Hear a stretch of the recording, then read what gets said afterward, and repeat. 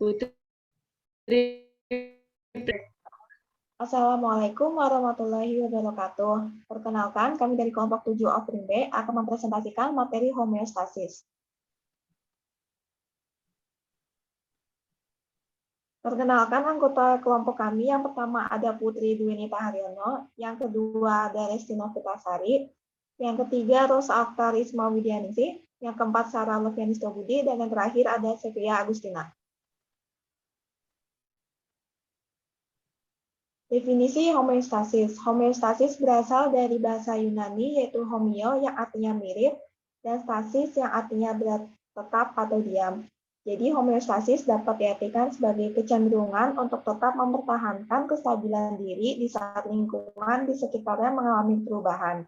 Homeostasis cenderung berkebalikan adaptasi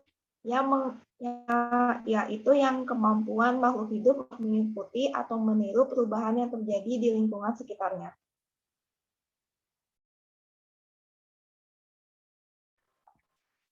Selanjutnya yaitu mekanisme kerja sistem kontrol homeostasis. Negatif feedback, yaitu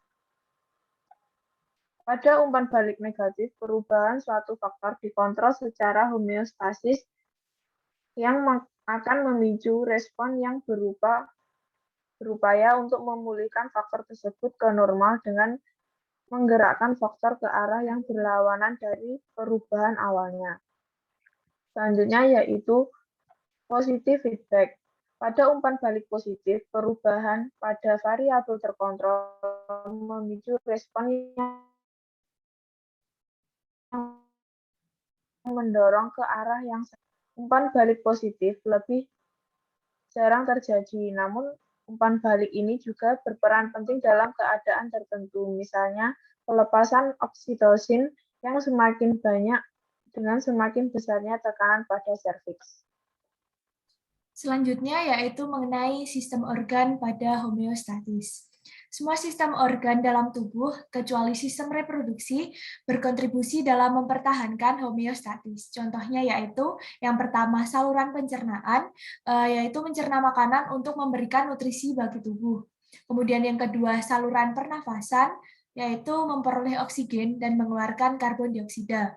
Kemudian yang ketiga yaitu sistem sirkulasi untuk mengangkut semua zat-zat satu bagian ke bagian tubuh lainnya. Dan yang keempat yaitu sistem renal untuk mengeluarkan limbah dan berperan dalam mengatur volume dan tekanan darah.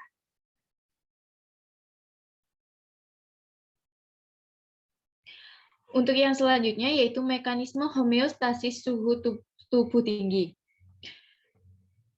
Apabila suhu badan tinggi, termoreseptor akan mentransfer suhu pada kulit. Di otak, hipotalamus akan berfungsi sebagai termostat untuk mengatur suhu darah yang melewatinya. Mekanisme koreksi akan diarahkan atau dirangsang oleh hipotalamus dengan memakai koordinasi tubuh. Mekanisme koreksi apabila suhu badan tinggi yaitu yang pertama vasodilasi, yaitu pembuluh darah berkembang untuk berdekatan dengan kulit atau lingkungan luar yang memungkinkan panas dibebaskan keluar. Yang terperangkap pada kulit supaya panas gampang dibebaskan karena udara merupakan konduktor panas yang adun. Bulu kulit diatur oleh otot erektor.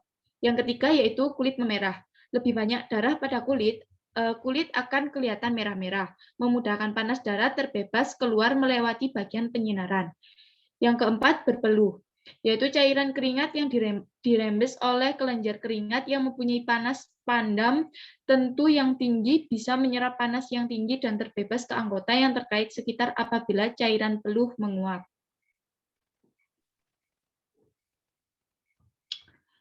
Selanjutnya yaitu mekanisme homeostasis suhu tubuh rendah. Apabila suhu tubuh rendah, termoreseptor akan menaikkan suhu pada kulit.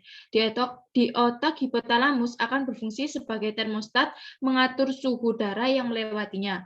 Mekanisme koreksi akan diarahkan atau dirangsang oleh hipotalamus dengan memakai koordinasi badan. Mekanisme koreksi apabila suhu badan rendah, yaitu yang pertama vasokonstriksi.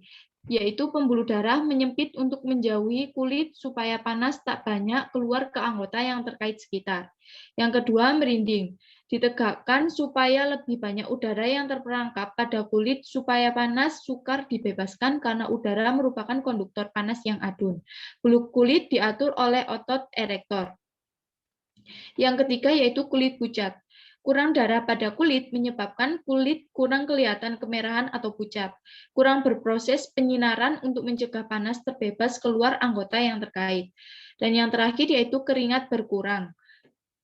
Kurangnya keringat, masa kurang cairan keringat dirembeskan oleh kelenjar peluh karenanya panas tak banyak dibebaskan melewati penguapan cairan peluh.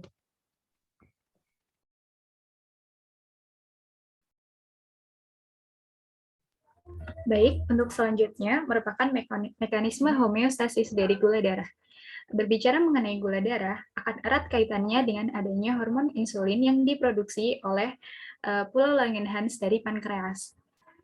Ketika sedang tidur atau sedang makan, atau ketika kadar glukosa darah rendah, glukagon dilepaskan dari sel alfa untuk mendorong terjadinya glukogenesis hati.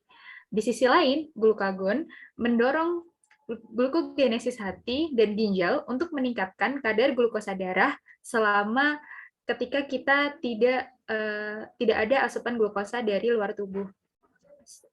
Sedangkan sebaliknya, ketika sekresi insulin dari sel beta yang dihasilkan oleh pulau Langerhans pankreas distimulasi oleh peningkatan kadar glukosa eksogen, misalnya adalah melalui makanan ketika kita makan. Untuk selanjutnya merupakan kesimpulan dari presentasi homeostasis yang merupakan pengertian dari homeostasis merupakan upaya tubuh untuk cenderung mempertahankan keadaan normal walaupun dipengaruhi lingkungan yang berubah-ubah. Nah, sistem organ yang terkait adalah semua sistem organ tubuh kecuali adalah sistem reproduksi. Contoh dari mekanisme homeostatis pada tubuh yang pertama adalah adanya suhu dan gula darah. Untuk suhu akan mempengaruhi kulit dan mempengaruhi kelenjar-kelenjar keringat, pembuluh darah di sekitar kulit, dan juga pembuluh rambut di sekitar kulit. Sedangkan gula darah akan berkaitan erat dengan adanya hormon insulin yang diproduksi oleh pankreas yang dipengaruhi oleh adanya sel alfa dan sel beta. Terima kasih. Saya kembalikan kepada moderator.